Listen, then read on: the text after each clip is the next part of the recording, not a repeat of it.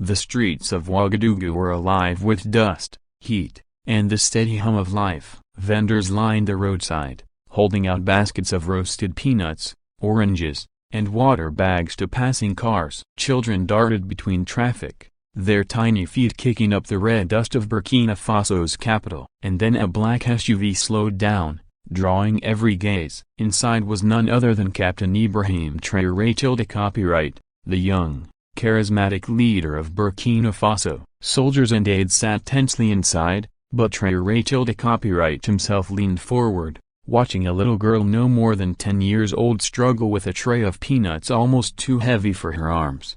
And that was the moment that changed everything. The encounter. "Stop the car," Traoré copyright said firmly. His bodyguard glanced back in surprise. "Sir, this area is crowded." I said stop the car. The SUV rolled to a halt in the middle of a dusty street. Cars honked, motorbikes swerved, but Traoré copyright's eyes were locked on the little girl, her dress faded, her feet bare, and her tray trembling as she tried to wave down customers.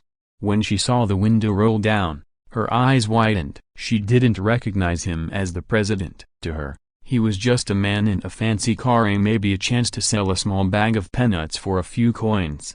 She stepped forward shyly. "Peanuts, monsieur?" The conversation. Traoré copyright smiled gently. "What is your name?" The girl hesitated, clutching her tray tighter. "Awa," she whispered. "Awa," Traoré copyright repeated softly, as though it were the most important name in the world. "Why aren't you in school?" Her eyes darted down. "My mama is sick. My papa broken bar." He went away. "I must sell peanuts to buy rice." The words hit like stones. Around them, people began to gather, whispering and pointing. Some recognized the face at the window now, but Awa still had no idea. Traoré copyright reached into his pocket and pulled out a few notes. He bought the entire tray of peanuts, but he didn't stop there.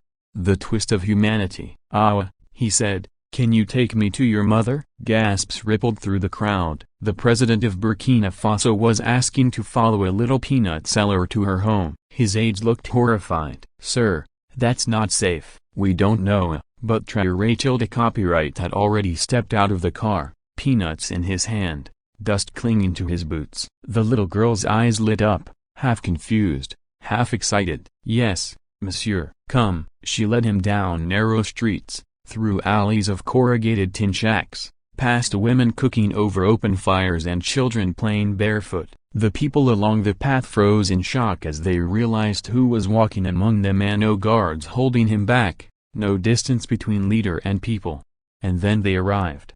The mother's struggle. Inside a tiny room barely the size of a closet lay a woman on a thin mat, coughing weakly. Her face was gaunt, her body frail. She tried to sit up when she saw the stranger enter. Awa whispered, "Mama, this man bought all my peanuts." The woman gave a tired smile, her eyes grateful. But when she realized who stood before her, tears welled instantly. "Mon Traoré copyright sighed into broken bar," she whispered, trying to rise. Traoré copyright knelt beside her. "No, sister, don't rise. Tell me, what do you need?" The woman wept. "Medicine, work, anything, so my children can eat."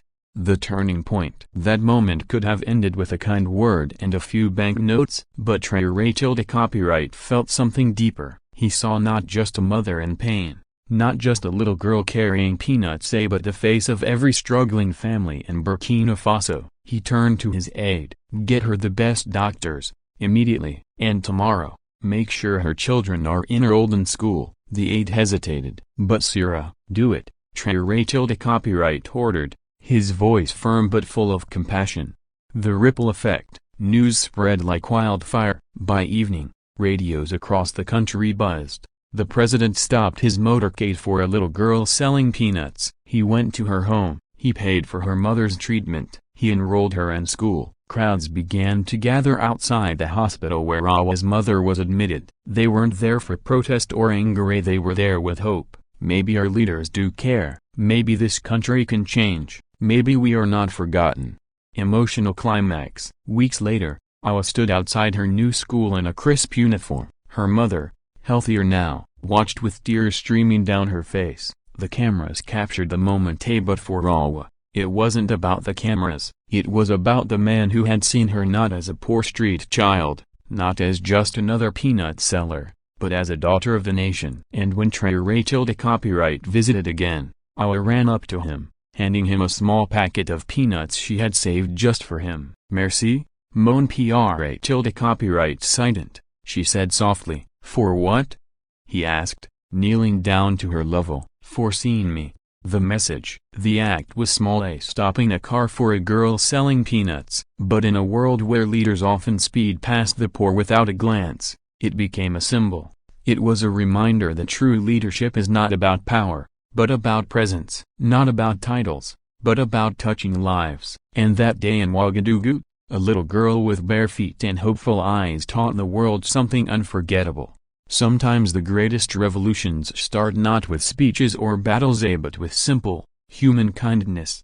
Uplifting conclusion. So if you ever feel invisibly broken bar, if you ever feel like the world passes you by without noticing a broken bar, remember Awa, remember the leader who stopped his car, remember that kindness, no matter how small, can ripple outward, changing lives, restoring faith, and proving that humanity still beats strong in the heart of the world. The first day at school was not easy for Awa. She sat at the back of the classroom, her hands folded tightly on the desk, listening as the teacher wrote words she couldn't read. The other children wore clean uniforms and carried books. Awa only had the exercise book the President's aide had given her that morning, but when the teacher asked her to introduce herself, she stood up bravely. My name is Awa, she said. I used to sell peanuts. Now a broken bar. Now I want to be a doctor. The class fell silent. Then, slowly, a round of clapping began. The sound grew louder until every child was applauding. Awa's cheeks burned with pride. For the first time,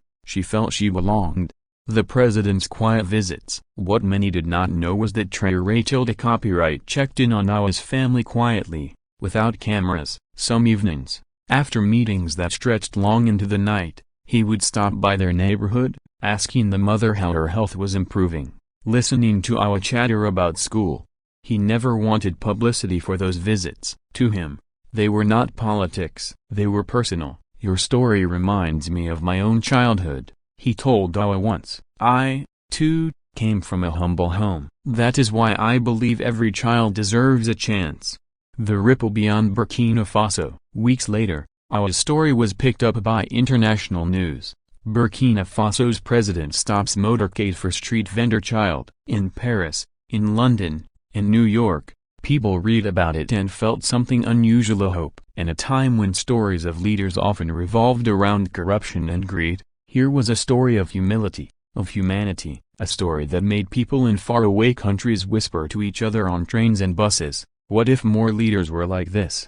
The twist. Awa speaks. Months later, Awa was invited to speak at a small children's conference in Ouagadougou. She was nervous, clutching her speech written in shaky handwriting. But when she walked up to the podium, she remembered the President's words, "Stand tall, Awa, your voice matters." She looked out at the crowd and said, "My name is Awa. I used to sell peanuts on the street. One day, someone stopped to see me, and because of that, I am here. So I say to all of you, please, see the children on the street, see the mothers who are struggling. We don't need pity, we need opportunity." The hall erupted in applause. Some were crying, and sitting in the front row, Ibrahim Traoré copyright smiled, his hands clapping the loudest.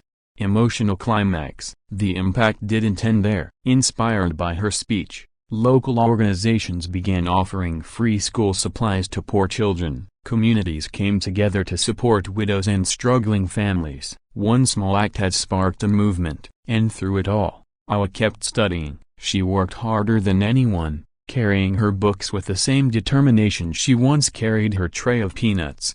Closing reflection. Years from now, maybe Awa will indeed become a doctor. Maybe she will save lives, comfort mothers, and inspire children who once thought their dreams were too big. And maybe one day, when people ask her how it all began, she will smile and say, "It started the day a man in a black SUV stopped and saw me, not as poor, not as forgotten, but as someone who mattered."